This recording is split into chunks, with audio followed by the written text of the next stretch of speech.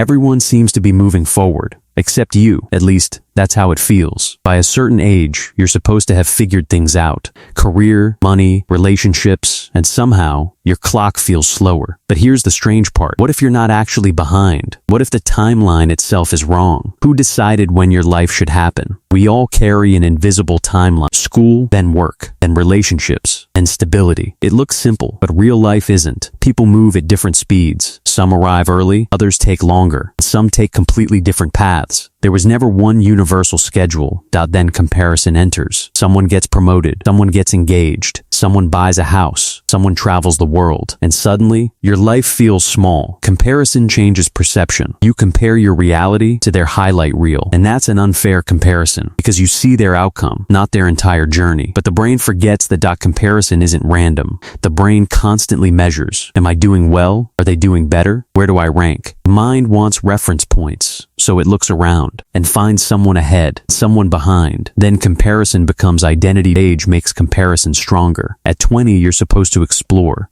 Then you're supposed to succeed. Then settle down. The pressure keeps moving and the clock keeps ticking. Miss one milestone and it feels like you're falling behind. But life isn't a race against age. It's a collection of different timelines. We talk about success as if it's one thing, but it isn't. For one person, it's money. For another, it's freedom. For another, it's family. For someone else, it's meaningful work. So what does ahead even mean? Ahead of whom? And toward what? Without your own definition, comparison chooses it for you. Feeling behind can become feeling like a failure. Every unfinished goal becomes evidence. Every mistake becomes a label. Maybe I'm not good enough. Maybe I'm late. Maybe everyone passed me. The mind becomes its own judge, and the evidence always feels negative because we remember what went wrong and forget how far we've come. Then the internet multiplies the comparison. Every day, thousands of lives enter your mind. Someone is winning. Someone is building. Someone is experiencing everything, and you're sitting at home. Contrast becomes brutal, but you're comparing a day to everyone's best moments. That's not reality. Money makes the feeling even stronger. You see what others own, where they live, where they work, how much they earn. Status creates invisible rankings. The higher you climb, the higher the next step becomes. So the finish line keeps moving, and enough becomes impossible. Relationships create another timeline. Everyone seems to be finding someone, and being single can feel like being behind. You start asking when it will be your turn. But relationships aren't deadlines. A relationship isn't automatically success, and being single isn't automatically failure. Timing matters more than appearance. Career creates another comparison. Someone gets promoted before you. Someone from your class becomes successful, and suddenly your progress feels embarrassing. But careers don't start equally. People have different opportunities, different responsibilities, different circumstances. So identical timelines make no sense. Sometimes feeling behind comes from perfectionism. If it isn't perfect, it doesn't feel good enough. So progress gets ignored. Only the distance matters, not the steps already taken. Perfection turns progress into pressure, and pressure makes achievement invisible. Sometimes you feel behind because you don't know where you're going. Uncertainty feels like failure. Everyone else seems certain, but most people are guessing too. Confidence can hide confusion. You don't need the whole map. You need the next step. Direction often appears while moving. Then the belief starts changing behavior.